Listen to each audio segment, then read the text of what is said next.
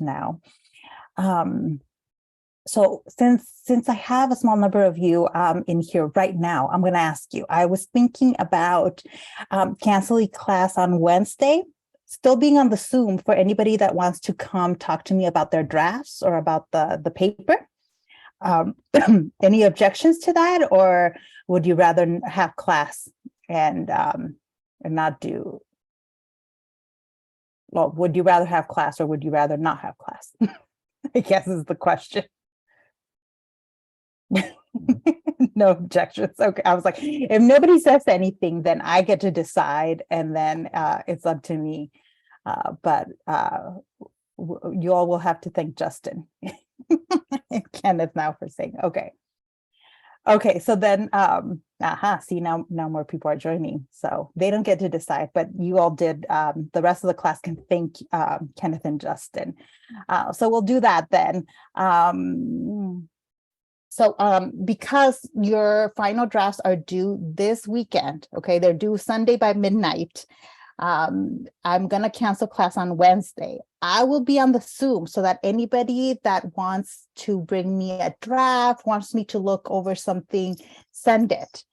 Come either to the Zoom. A lot of you still haven't done the meeting with the professor points. So just as a reminder, let me go back, let me share my screen. But I think at this point in the semester, a lot of people have forgotten that part of your grade, oh no, it's not going to show up there. Here under assignments, part of your grade is a meeting with me. You have to come meet with me at some point during the semester. So since I'm canceling class on Wednesday during our class time, it's a great time to come meet with me, right? Even if you don't want to show me your next draft or you have no questions for me, you still have to come meet with me at some point. So this is a great time to get it out of the way. It's worth 10% of your grade, so you can't get an A without coming and meeting with me. Some people choose to just, all right, they're gonna ignore 10% of the grade, but it's the easiest 10% of your grade you will ever do. Again, you can come, sorry, we'll cancel class on Wednesday, but I will be on the Zoom for anybody that wants to get that meeting done or anybody that wants to show me a draft or has questions about the final draft of the racism in nursing. If you submitted that rough draft late, I have caught up with all of the late drafts that were submitted. So you should still be able to go in now and see comments from me. I don't know if I went over it in this class, but in order to see my comments, some people have been having trouble or don't know where to go. You want to go to grades on Canvas, and then you want to scroll to the link for the assignment. Oh, I must have already missed it. So it's the rough draft assignment. Let me find it in here. There's the final draft. Here it is, Racism in Nursing Rough Draft. You want to click in here, because this is just like the sample page, doesn't have anything, but you should be able to see it here. In addition, if any of my comments don't make sense, sometimes I was typing too quickly, or if the comment made sense in my head, ask me for clarification. I have no problem going back into your file and clarifying whatever my comment was. We will be discussing the belly of the beast assignment. Give me a second. In fact, I'll get to it today, Kenneth. So a few of you have already submitted your final drafts. And for those who have already submitted, you'll be the first batch that I end up grading. Just note though, once I grade your paper, that's it. There's no resubmission. That's your grade. So if you don't want me to grade it for some reason yet, you can let me know. But once you're done with the racism in nursing paper, once you submit your final draft, we're almost done. The last thing you'd have to submit for me after that is the belly of the beast analysis. So instead of a final exam, you're submitting a paper to me, right? The paper is something that we're going to be working on. Well, a lot of the stuff we're going over now will be useful for this. For that final paper, you have to watch this documentary, Belly of the Beast, right? It's related to the forced sterilizations we've been talking about in the history of reproductive rights. So everything we're going over now, you can use as background for watching this documentary. You can go watch it now, though. I know some of you are working ahead of things. So if for some reason you wanted to work on this over the Thanksgiving break, you can. So you want to click on the link to watch this documentary. It's on Kanopy. A lot of people don't know a Kanopy, but it's a database that we have access to via the school libraries. So Cal State LA pays for us to have access to this. One of the things it does is give us access to these kinds of documentaries. So like this right now, see, it makes you, it won't give you access unless you're logged in through Cal State LA. So I'm going to try this right now just to make sure everything here works. So if you just says it automatically understood that you needed to log in through Cal State LA. Sometimes if you're doing it from a different link, it'll show something else. Let me log in and see, make sure this works. If you're already logged in, by the way, if you go and log in through the library, this will automatically work. It won't make you sign in again. Aha, so see, it works for me. You want to use this. And you actually, if you can, you want to check and make sure that you're able to get in and watch the movie. Sorry, the documentary. So, okay, it's working on my end. So, I will give you time after the break where we won't have class, where you will have time to watch the documentary if you want to. But the key is that you're going to have to write a 2 to 3 page paper explaining why the legal restrictions have not prevented the abuses of Black and brown bodies, right? The key question is, how can we better understand and combat the abuses that continue to occur today? I'll talk about potential thesis statements for this, but this is a formal essay where you have to have an introduction with a thesis statement, an arguable thesis statement, and then you have to have body paragraphs. How many you have does not matter to me, and a conclusion at the end, right? As long as you're hitting the 2-page minimum, which based on the information you're going to get from the documentary will not be a problem. I think most people will hit the 2 pages, no problem. So basically you have to give me a reason why do these kinds of abuses continue to happen today, right? And you can use a lot of the history we're talking about to answer that question. So let's see, I say in here that, typical requirements for a paper, 12-point font, double spaced, 1-inch margins. I always say Times New Roman, but, the default on like Word or Google Docs is fine as long as it's not some outrageous font. You're fine. I put in here, you must use both the documentary and the readings from medical apartheid. I don't really care that you use necessarily the readings from medical apartheid as long as you use the information from class. So I will edit the wording here so that it says, use the material from class. You're not required to do any additional research. This is not a research paper. It's an analysis of the documentary in the context of our class. So I am going to look for you using evidence from our class material. So whether it be the readings or the lectures, you should use that information in your paper, right? Questions about that? We'll get into it more after the Thanksgiving break, but for anybody that is working ahead, you can start it now. That's not a problem, at least on my end. No questions? Okay, just giving you a heads up of the things that are coming up. The other thing I'm noticing is late work starting to come in.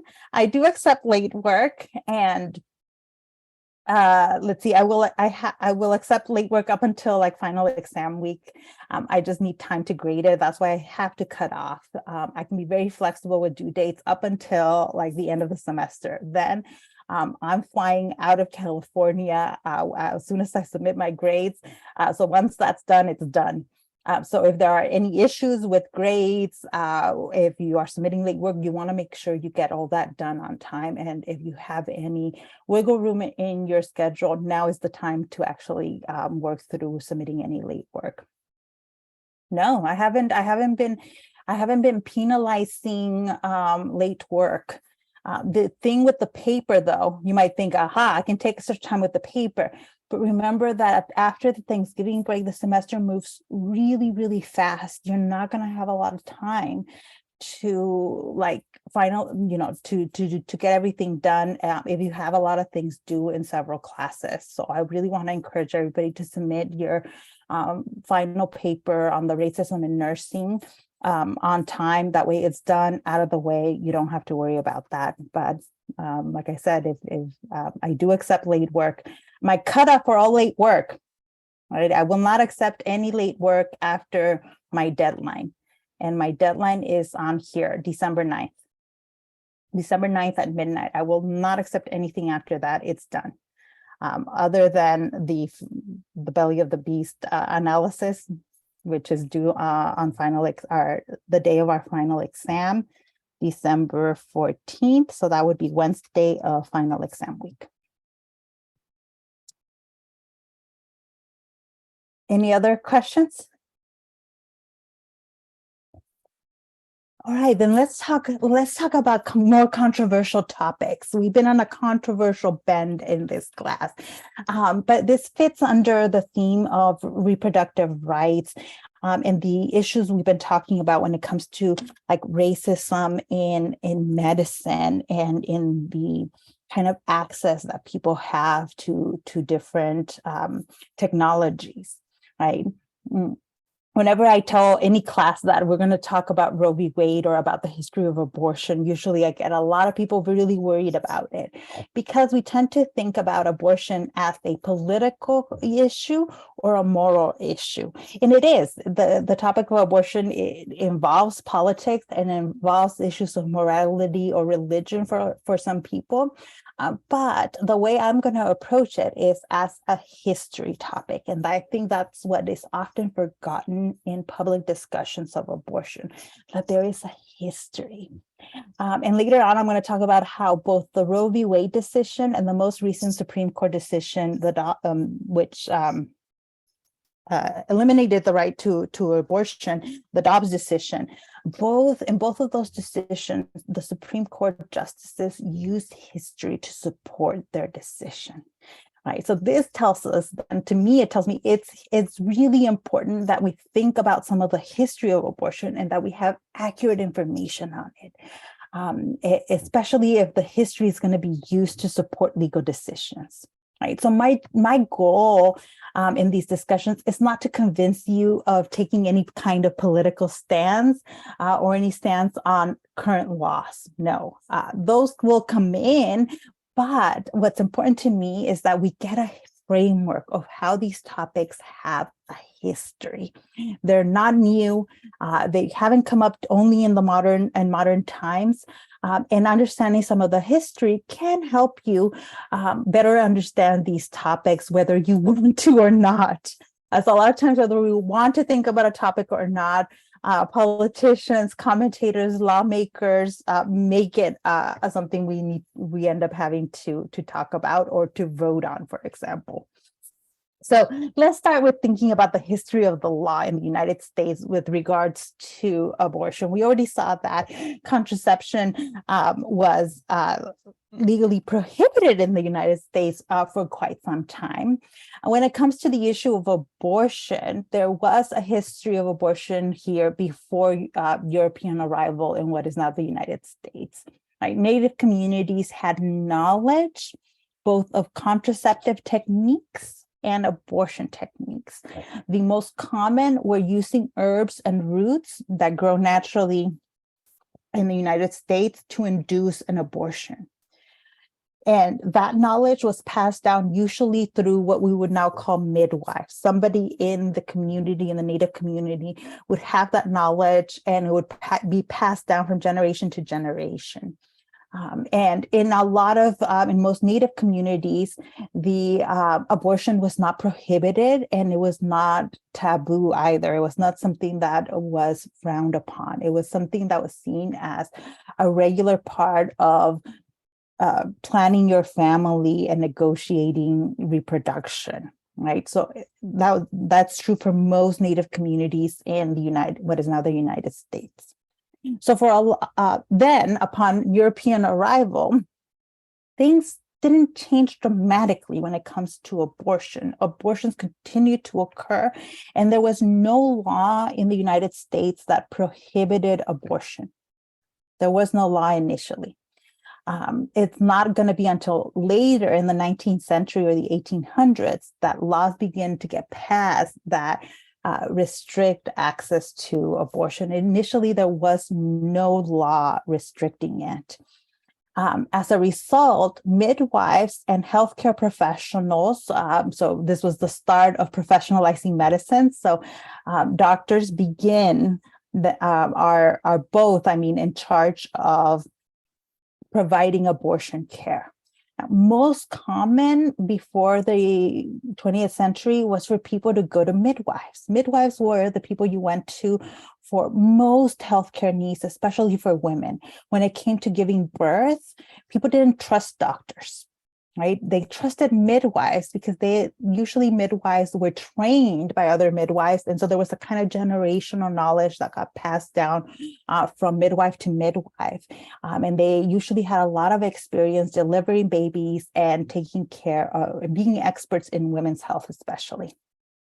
So most people would go to a midwife for that. And the kinds of things that would be given to people to induce an abortion would be herbs and roots, usually concoctions. It would be like teas and stuff like that, where different herbs and roots would be mixed together to induce an abortion. Those kinds of concoctions could be really effective. Scientists and historians today have gone back and analyzed some ancient recipes for abortion. And what we have found is that a lot of those herbs and roots are still in existence today and would have been very effective at inducing an abortion, at ending a pregnancy. So we know that there was actually some good knowledge about how to induce an abortion. The problem with a lot of native sources and ancient sources is that a lot of times, these things didn't get written down. A lot of times, especially in Native communities, nobody is writing out what you're supposed to do with the herbs and the roots. It was knowledge that was passed down orally through oral traditions and practices. In the ancient world, we do have some recipes that were written down. For example, we have evidence of the Greeks and the Romans writing down recipes for roots and herbs that would cause an abortion. A lot of times, however, those kinds of recipes can be really dangerous. There were roots and herbs that, again, are effective. They will cause an abortion. But if you use too much of it, it can kill you. So ancient people would figure out what worked and what didn't through trial and error. Right. So we know some people, they had to have seen, based on trial and error, what kind of dosage of these different herbs and roots worked. And that's why, even though herbs and roots can work to induce an abortion, it is not recommended. And no one today would tell you to go create any of these teas or concoctions, right? Because they can be highly, highly dangerous. Especially for us today when we don't know some of the specific dosage and way of making these into abortifacients, right? So these were some of this stuff was widely known at the time. Up until the 19th century, you could open up a newspaper in the United States or a magazine, or you can find a leaflet advertising for abortion-inducing drinks. Like people would sell you a drink that could cause an abortion. Now, the interesting thing is that Abortion, even though there was no law against it, was taboo. We know it was taboo in part because most of these advertisements for these abortion-inducing drinks would not use the word abortion. So when historians first started looking at this, they're finding all these advertisements, but no one's using the word abortion. Instead, what's being used is phrases like how to return your period. Things like that, because while a person is pregnant, they're usually they're not menstruating, right? And so the idea was, when talking about the returning your period was a euphemism that most people at the time would have understood meant ending the pregnancy. You drink this and you will end the pregnancy, therefore the return of your period would occur, right? So some people have gotten in trouble when they try to write books about abortion because they go back and look at newspapers and magazines from the time period and they don't find the word abortion anywhere. So some people have gotten into trouble because they try to do that and they try to argue that abortions are not happening, when in fact they were happening. Is just that you have to know what you're to look for and what euphemisms were used in each time period for an abortion. But okay, we know that they were pretty widespread because of the amount of advertisements that there were for abortions. But in the 1820s and 30s, those are the decades when when laws begin to be passed that begin restricting abortions. Now, these initial laws in the 20s and 30s were not specifically making abortions illegal. They were not making abortion illegal. Most of these laws were laws in states that were poison control laws, right? Laws that were trying to regulate what kinds of remedies somebody could sell you. The part of the problem in the 1800s was that anybody could try to sell you anything and call it medicine, right? There would be all kinds of sellers out on the road and in towns that would sell cures, medicines, and that included things like drinks that can induce an abortion. But a lot of times what you would get from these people was nothing efficient, or things that could actually poison you and kill you. And so that's why those initial laws get passed. They're not necessarily trying to regulate abortion. They're trying to regulate the kinds of medicines and cures that people are selling to the public.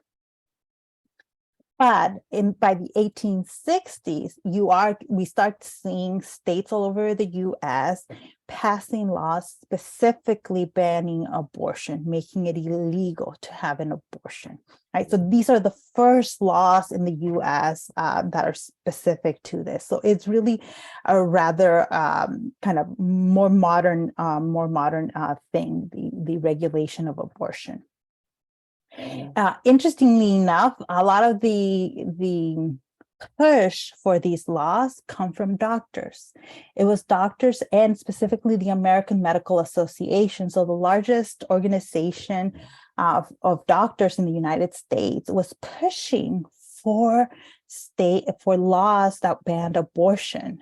Any idea why doctors would be interested in banning abortion? Like, why would they make it a point to lobby for these laws? Any ideas why?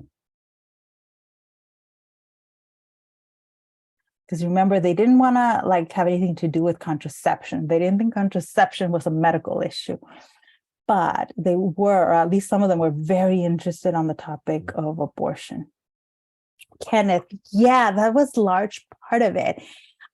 In the 19th century is when we first start getting medicine as a profession, right? Before that, different kinds of people practiced medicine to try to cure people of disease. But in the 1800s, we begin to create medical schools to train people specifically to become doctors. But people were still not going to doctors. Most people didn't trust doctors yet. Most people were going to people like midwives for medicine, right? And doctors were in the 1860s begin establishing their authority, saying, no, this is not a midwife topic. This is a doctor's topic. So they're actually trying to prevent midwives from administering abortions. They want to be the ones in control. But the best way they think to do that is by lobbying for laws that prevent midwives from inducing abortions. Right. So very interesting. Also, it's an issue of money as well, right? I'm like, you can't totally ignore that. Doctors want patients. They want people going to them because that's going to help their pocketbook as well. Right. And because so many people were still going to midwives, it was a big factor in medical practices, right? The fact that doctors didn't have enough patients, they weren't making enough money from patients coming to see them. The other key factor in the 1860s was that there was a growing suffrage movement, a growing feminist movement in the 1900s. And so some of this move to ban abortions was a backlash, a kind of anti-feminism to say, wait a minute, women are starting to get too many ideas. Now they're asking for the vote. That is too much. In fact, let's try to remind people what women's role in society is. Right. So a lot of people saw women's roles in society as being to be mothers and to be wives. Right. Well, access to abortion really allows women to control when and how when they become mothers and how many children they have. So regulating abortion or banning abortion was a way to regulate what women's role in society was at a time in which women could not vote. Women could not pass laws. They could not create laws. They had no say in the law.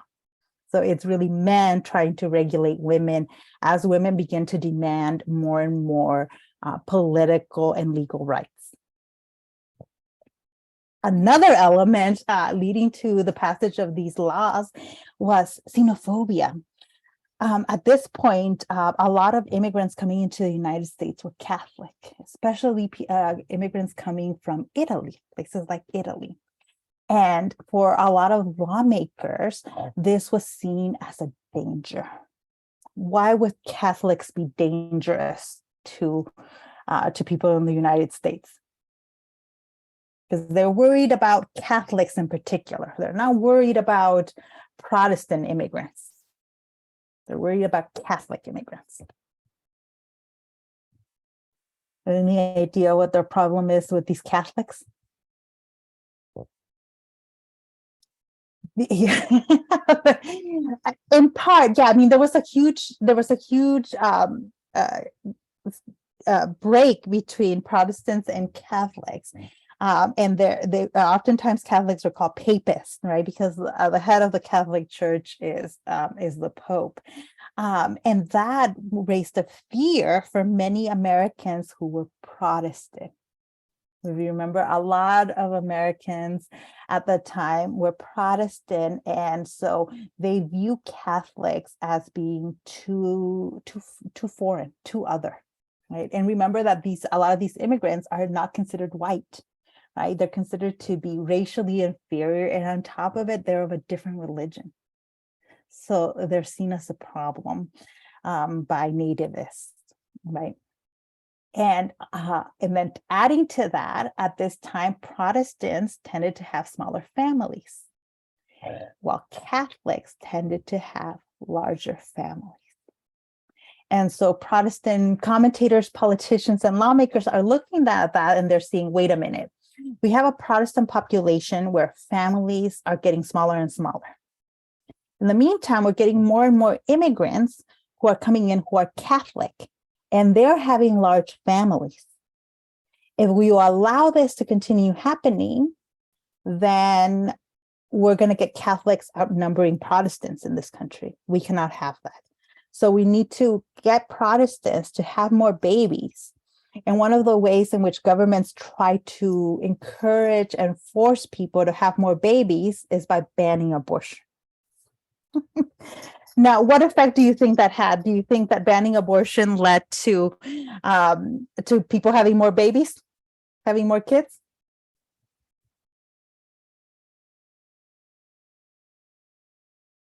It never works. It turns out people that don't want to have kids they'll usually find a way. It doesn't work to try to force people to have large families. But it did work in terms of making access to abortion more difficult. That's one thing that these laws can be very effective at, as creating barriers to access, right? I'll talk more about that in a second. This is a chart talking about the states that regulated abortion, that passed laws banning it. And you can see it's a lot, but it varies when they were passing these laws, right? In some states, and you see Connecticut, laws banning abortion were initially passed in 1821. But then you have other states like Florida that had no law regulating abortion until 1868, or Georgia, which didn't have a law banning abortion until 1876. Right, so it varied across the country what kind of access people had. One of the keys, though, was that even after these laws are passed, abortions continued to occur. Especially for wealthier people. If you were wealthy, you could find a doctor or a midwife that would induce an abortion, right? It's poorer people in communities of color, immigrant communities, that end up having a tougher time accessing abortion. And that has been the case historically since the 1860s in the United States up until today, right? Even when it is illegal, abortions still happen. What matters most when regulating it is who can still access them and who is going to have a harder time accessing those abortions. One of the things that was done to try to scare people away from abortions then, because they continue to happen, right? All those states made abortion, they limited access to abortion, but people continue to have them. So there were stories that newspapers and the media would publicize that were clearly meant to serve as a warning to especially women. Hey, abortions are dangerous. You should not even consider having one. The problem is that safe, successful abortions were happening. We just don't have a lot of evidence of them. Right? When abortion is illegal, it's happening behind closed doors. It's not like anybody is advertising the abortion. So if it's happening safely and it's successful, if it works, you're not going to hear about it. You're just not, even if it's illegal. And so how are the cops going to find out that an abortion occurred? Most often, they're not going to know. Police forces, lawmakers are not going to know that an abortion took place unless something goes wrong, right? And these are the dramatic stories that the public was hearing, was stories of when things went wrong, right? Typically, a couple of different things can happen that make an abortion unsuccessful, right? That it has not occurred safely, and it's causing danger to the pregnant person. A hemorrhage, for example, bleeding too much after an abortion. That is a problem, and people often would seek medical help after an abortion procedure that led to too much bleeding. So they would go to a hospital, for example. At the hospital, then, some doctors and nurses would suspect that an abortion had occurred and call the authorities. That's how some people got in trouble for the crime of abortion, is when they would go to a hospital and a doctor or a nurse calls the authorities. Even then, though, it's a little bit difficult because an abortion looks the same as a miscarriage. It looks the same. What is happening to the body is pretty much the same.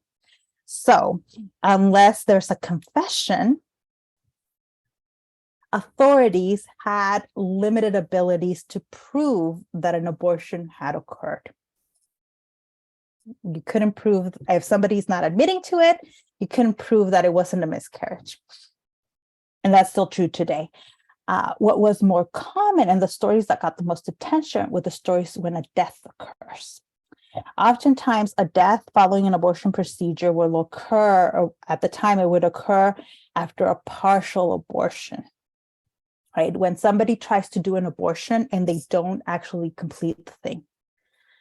What happens then is that there's still fetal tissue inside the uterus, and is continuing to have fetal tissue inside the uterus is really dangerous. It leads to infections, and then the infection, when it's untreated, will lead to death. It's the same problem that occurs with a miscarriage, right? In a miscarriage, typically the body will expel everything inside the uterus, right? But sometimes it doesn't do it, right? A miscarriage has occurred, there's no more fetus viable there, but not everything has exited the body. So usually doctors have to go in and remove whatever is left of the tissue in the uterus so that an infection doesn't occur and a death doesn't occur. Well, if you're doing an abortion legally, that's when some of these horrible situations can occur, right? Of people going to somebody who doesn't know what they're doing, or tries to do the abortion themselves. And those were that's what leads to some of these extreme cases that get publicized in the 1800s and in the 20th century. So, for example, one of the stories that was a big deal at the time was a case in 1923 in Boston. A boy is, hanging out in Boston. He discovers a suitcase floating on the river. Right? At the time, it was prohibition. So the kid thinks that there's going to be alcohol in the suitcase, because that's one of the ways that smugglers moved alcohol throughout the country was through rivers, right? And they were smuggling it illegally. The kid thinks he's hit the jackpot, that he's found a secret case of alcohol. So he fishes the suitcase out of the river. And when he opens the suitcase, he finds body parts.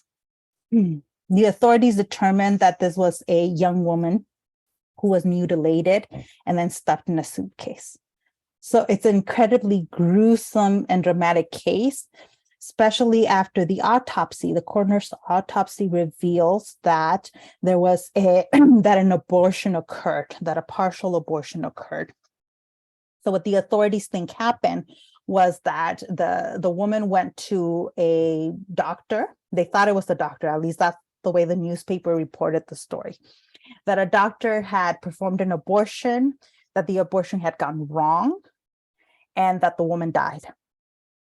Then, as a result of the woman's death, that the doctor had chopped her up into pieces, stuffed her on the suitcase, and thrown the suitcase on the river. You can see why these stories would get a lot of attention. It's dramatic,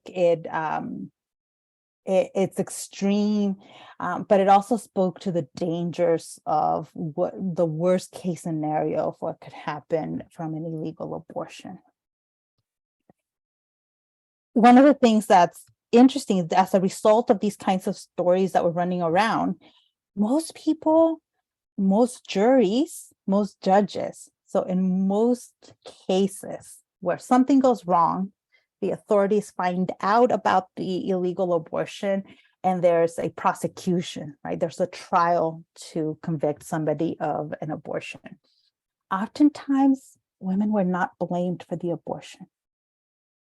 Courts were really unwilling to convict women of abortions. It's this really interesting thing, because you see that all over the world, that when a case goes to a jury, especially to a jury, but sometimes even to a judge, when the judge is making the decision, there was really a huge unwillingness to convict someone of the crime of abortion. What was happening was that juries were identifying with the women. When the women told their stories, people seemed to side with the women.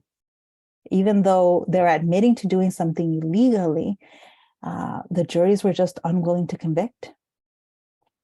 Part of that was because of sexist ideas. in the United States, what we see in a lot of cases where women are not convicted is that the case that was made was that women were naive and brainwashed, right? Because these kinds of stories were all over the place. And who got blamed in those stories was typically the doctor, this evil abortionist, right? Some quack that might have performed the abortion, or the men that drove the woman to seek the abortion, right? The evil villain that impregnated the young girl and is refusing to marry her. Oftentimes, women were seen as too weak, too unintelligent to make decisions on their own. As a result, a lot of, especially wealthy women, could be caught for an illegal abortion. They could be prosecuted, and it was highly unlikely that they would be convicted. Because really, what you would have to do is hire a good lawyer that would make the case in court that you're just a poor, naive, brainwashed woman, and you wouldn't face any consequences. This, by the way, this is true. I've seen cases of this all over the world, in the United States, in Europe, just all over, where sexism ends up getting women out of jail because people believe that they couldn't have possibly meant to do this.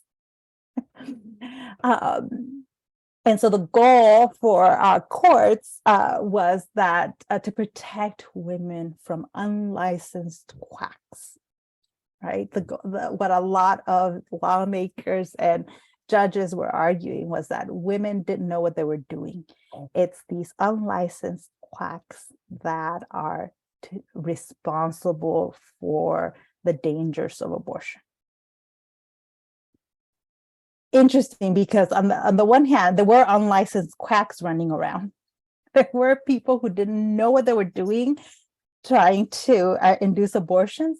On the other hand, it is very clear that women knew what they were doing, right? Oftentimes, by the time a woman went to an unlicensed quack or somebody who didn't know what they were doing, they've already tried other things. A lot of women had already tried to go to a doctor. And what would happen is they either can't afford the medical procedure or the doctor says no. Most commonly, it's often they can't afford whatever the doctor's charging. And then they look for alternatives. And they want an abortion so badly that they're willing to risk somebody who might not be trustworthy. As I've said, then enforcing the law was very difficult. Just very difficult because most abortions were not occurring within the eye of the public, right? Because they looked so much like miscarriages, right? And so the cases then that we have in courtrooms, in legal records, are often quite extreme cases where death occurs or where there's almost a death, right? In addition, one of the workaround that a lot of women found, especially white women, we have found these cases in the records in places like California and Texas, that to try to get an abortion, they would go to Mexico, right? If you live in a border state close enough to the border, Mexico was an option. Now, at the time, abortion was illegal in Mexico. So regardless, it's still an illegal abortion, but you could go to Tijuana and find somebody who would perform an abortion. In fact, there were clinics that would advertise that you could go to Tijuana and get an abortion. So a lot of women end up doing that. That could be a way around the law, because even if you were caught, and there were some women that were caught, they come back to the US after the abortion in Tijuana, and they would hemorrhage, right? They're bleeding too much, and they go to the doctor. Or they didn't go to somebody reliable in Tijuana, and the abortion was incomplete, and now they have medical complications that occur, and they go to the hospital, or they go to a doctor, and then the doctor or somebody at the hospital calls the authorities. Well, we end up seeing these cases where there's an attempt to prosecute the women, right? Like the lawyers file the case, and they couldn't convict these women of the illegal abortion because the procedure had occurred in Mexico. If the procedure didn't even occur in this country, then how can you prosecute someone for that crime? You can't prosecute them here. They're not going to go back to Mexico to face prosecution there. So it kind of becomes a workaround for the law, right? In addition, the issue of like a lot of courts just really didn't want to punish women. They didn't want to punish women. And so you don't have, then the number, it depends where you are, what time period, how likely you are to be prosecuted after an illegal abortion. There was all these myths, like I've said, like most people thought when they thought about abortion, that the typical person who sought an abortion was a single woman who might have been seduced by some older man. Typically, that was the image that people imagined. Some older man seduces a young girl, gets her pregnant, and now won't marry her. Because he won't marry her, she is looking for the abortion. The idea is that if the man had been willing to marry her, that she would not be seeking an abortion. Well, that's a total myth. We know that in the early 20th century and even today, the reality is that most people who seek abortions are married women between the ages of 25 to 45 years old. A majority of people who sought abortions then and who seek abortions now are married. They're not super young. And in fact, most already have children. And in the cases where we can trace stories, the most common reason that somebody who is already married and has children, why they're seeking an abortion, is because they can't afford another child. They often give the financial reason for seeking the abortion, or they don't want another child.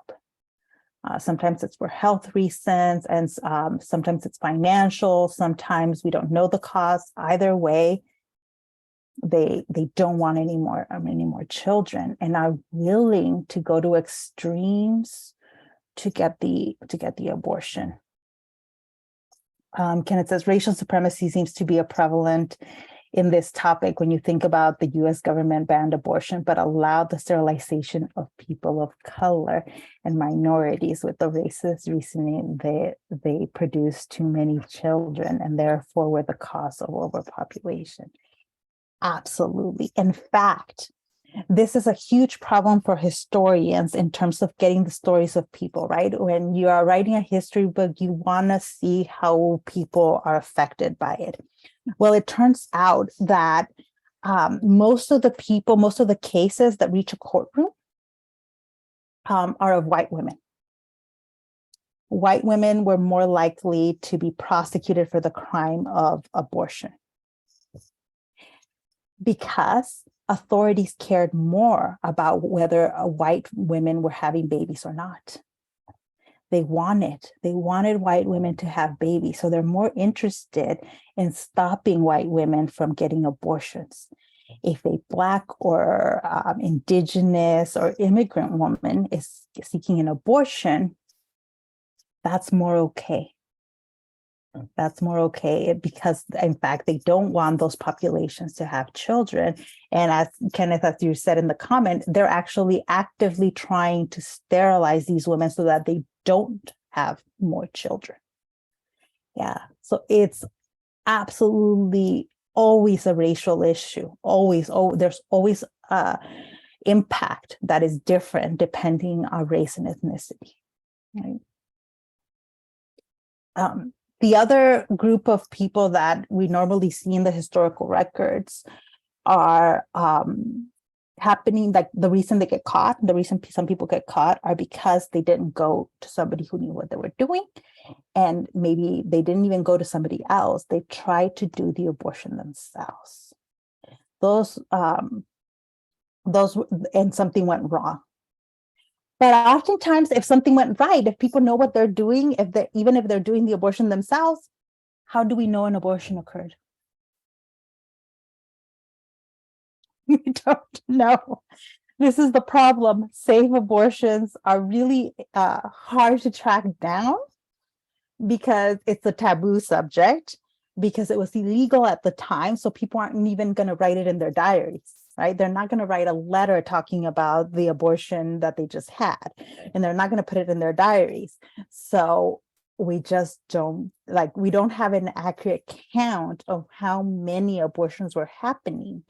We get an idea of how many they're happening based on how many go wrong, how many end up being prosecuted. We know that there's a certain amount of abortions that are actually happening safely, based on how many are not and actually end up in the courtroom. Self-induced abortions are could be some of the most dangerous if the person doesn't know what they're doing. So when you think of the really popular image is of coat hanger abortions, right? Sometimes somebody who is desperate enough for an abortion, what they would use is a wire coat hanger, and they would insert it into the uterus and try to cause an abortion that way. That's where things can really go wrong, because using something like a wire hanger can cause damage inside the body that was unintended. It could also lead to an unfinished abortion that could then lead to an infection and to death. So these self-induced abortions are both hard to track, and they're the ones we see most in the records when something goes wrong. And I just want to also differentiate that when we talked about self-induced abortions, there is different than self-managed abortions, because today you might see that phrase self-managed abortions a lot, because currently in the US, that's how most abortions occur. People will go to a doctor or a medical professional, and you get a prescription for mifepristone and misoprostol. So you either take one or one of each, depending on the dosage and how it's happening. So self-managed abortions, so it's a medical abortion where you're taking pills, are very safe. They're very safe, and they're the most common form of abortion in the US today. That's very different than self-induced abortion, where it's some other procedure, some other thing happening that a person is doing to themselves, and that might or might not be safe. Right. And so activists today really try to talk about how self-managed abortions, very safe. These other things people had been doing in the 19th and early 20th century could be dangerous, depending on what was being done and how effective it was. Now, I'm going to have time to get into Norma McCorvey. So so abortions continue to occur even when it was illegal in almost every state in the US, right? The case that finally legalizes abortion in the US is the Roe v. Wade case. Well, the Roe v. Wade case was several different stories, several different people suing the state of Texas. They had a law that prohibited abortion, and so several people sued the state of Texas, and those cases made it all the way up to the Supreme Court and become what we know as Roe v. Wade. One of the stories was Jane Roe, who we get the name Roe v. Wade from. The woman whose story it is actually came out after the case was decided and revealed her name to the public, and it was Norma McCorvey. Norma McCorvey was a woman living in Texas. She'd already had children. I think she said she had 2 children when she gets pregnant again. She doesn't want another child, and so she tries to get a legal abortion. You could get a legal abortion before certain weeks in Texas if it was a medical necessity, right? If the doctor said you needed, like this, your life was at risk, or for some health reason you needed to have an abortion. So she tries to get one. She goes to the doctors and they tell her, no, this is not a medically necessary abortion. So her case, she ends up being used to challenge this law, but Roe v. Wade does not come in time, is not decided in time to help her. So she ends up not receiving an abortion and carrying the pregnancy to term. She carries the pregnancy to term, and in her case, this is actually not the case in most abortions, but she ends up giving the baby up for adoption. Initially, after the Roe v. Wade decision, she comes out to the public. She says, I'm Jane Roe. She becomes a pro-choice activist. She was actually a clinic escort. She would help escort people into abortion clinics to help them get through the protesters that were in front of some clinics. But a few years after the Roe v. Wade decision, she changes sides. And she becomes a pro-life activist, actively going on television saying she is pro-life and that the Roe v. Wade decision was wrong. And it's very interesting. More recently, she passed away a few years ago, okay? Right before she died, she allowed filmmakers to come in and interview her for a documentary. The documentary is on Hulu, so you can watch it. And in the documentary, she says that she is actually not pro-life, that she is pro-choice. And that she was only doing it because she wanted money. It's a really interesting, dramatic story. When you look into it, you can see that actually both the pro-choice and the pro-life movements used her. They used her. Right. And it's kind of a warning. I think her story is kind of a warning that you never want to be the face of any kind of big public movement like that, because one, not if you're going to try to make money, your life becomes harder once everybody knows your name. And so she was like getting a job, maintaining a job was difficult.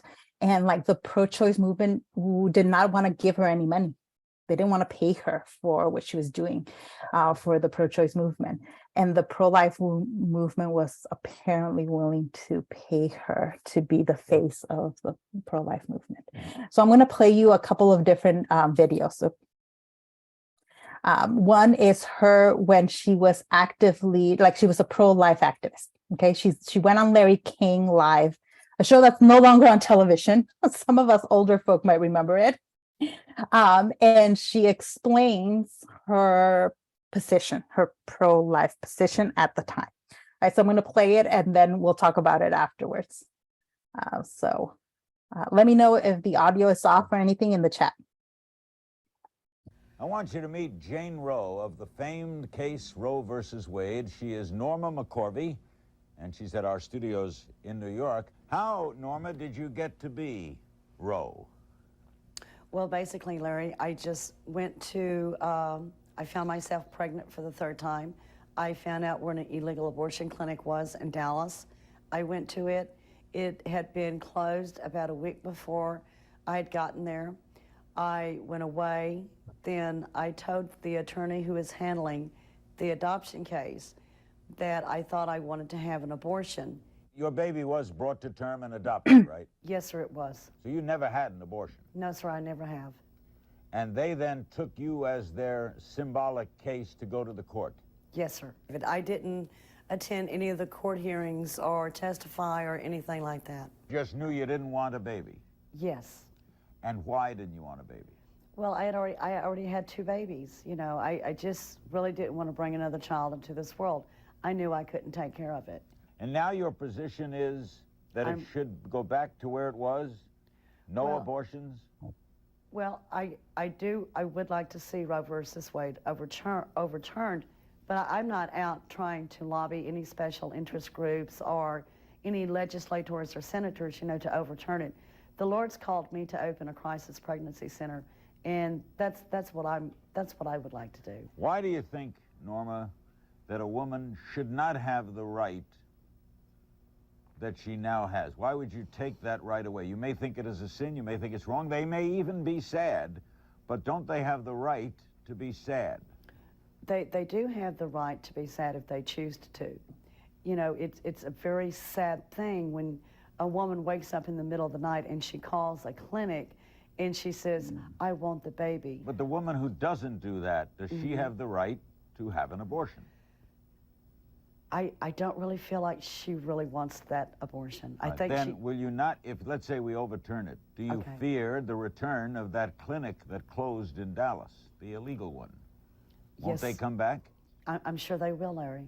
I'm sure they will. Why would you want that? Well, I wouldn't want that. See, that's what I'm trying to say here is that, you know, there's no sense in putting yourself or a woman through that kind of circumstances because it's not really necessary. Okay, so that was her explaining her position. Now, Larry King is a terrible interviewer. He was a terrible interviewer. I haven't seen his more recent shows, but you get the sense there of the kinds of things she would say in public and she would often be giving interviews.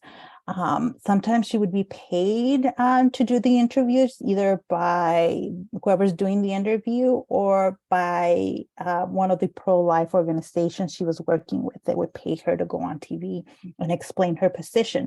Now, some of her position seems to be genuine, especially the religious aspects of it.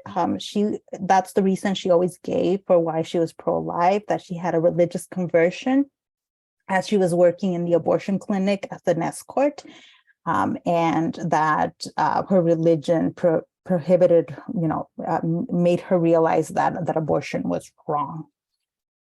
Like I said, the interviews she gives at the end of her life, though, she has a very different position. So I'm going to play you a clip from that documentary. The documentary is called AKA Jane Roe. It is available on Hulu. I'm playing you a clip from YouTube because YouTube actually allows you to watch the clip. But if anybody's interested more in her story, you can find it there. So let's watch this clip and then we'll talk about it. Did they use you as a trophy? Of course. I was the big fish. I was the big fish. Do you think they would say that you used them? Well, I think it was a mutual thing. You know, I took their money and they put me out in front of the cameras and told me what to say, and that's what I'd say. Wow. I took their money and they put me out in front of the cameras and told me what to say. That's what I'd say.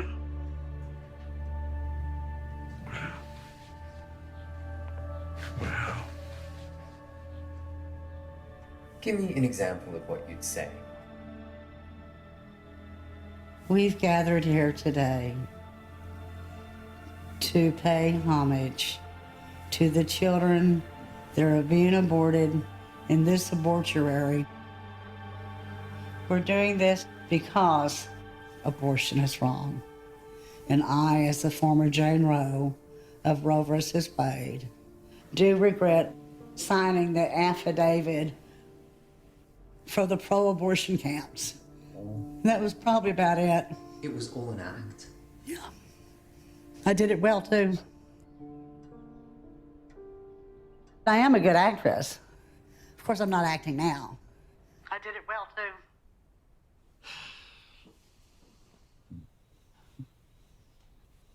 That really hurts because Jake's it's big stakes. It's just really big stakes. I had never heard her say anything like this. Never. But I knew what we were doing. And there were times I was sure she knew. And I wondered, is she playing us? What I didn't have the guts to say was, because I know damn well we're playing her. What we did with Norma was highly unethical. The jig is up.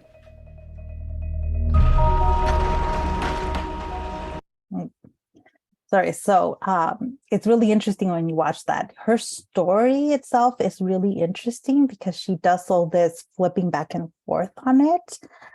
Now she's passed away. But the activists, both in the pro-life and in the pro-choice movement, got to hear her say that. And you can see the emotional responses people had to hearing her say it was all an act. What do you make of that? Because some of you may have just heard about this, about Norma McCorvey, but some of you might not have. So what do we do with people like her? What can her story tell us, you think?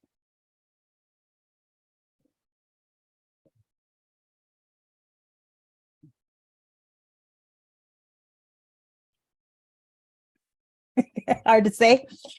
One of the things I think, if anybody watches the documentary or has watched it, I don't think any side comes off looking that well. I mean, it was clear in her story that the pro-choice movement was using her when she reveals her name and she reveals that she was Jane Roe. They were careful at least to not pay her. But that was something she didn't like because she really believed that she should be benefiting from the fact that her case was used to legalize abortion in the United States. And she was a working class woman from a poor background. She had a family to feed, and she didn't think she could get work anywhere, especially after she reveals that she was Jane Roe. And the pro-choice movement was unwilling to help her financially. They would bring her out to rallies and they would call press conferences and use her, but she wasn't getting any financial benefit from it. The pro-life movement, when she switches sides, it's absolutely, they were willing to pay her. Oftentimes, like some of the people who ran the organization at the time come on the documentary, and they say that they were not paying her to say she was pro-life, that they were making donations to her, like charitable donations to help her pay for her rent and help her pay for food, but that they were charity donations to her. She saw them, though, as payment for her position, for allowing, for giving interviews and for making her political switch public. There was a lot of attention when the documentary came out because she died shortly after filming the documentary, and because she was this kind of symbol of the law, the changing laws. In the end, though, I feel like it's kind of a warning for anybody about you don't ever want to be the face of a movement, whether it's a political position you agree with or not. People that become the face of a movement end up, their lives end up being completely changed by that, because everybody in the country ends up knowing your name and you get used one way or another. Your life becomes highly scrutinized. Right. And that's a lot to bear with. So again, if anybody's interested in her story, it's available online. I'm going to stop the recording now and ask if you have questions, because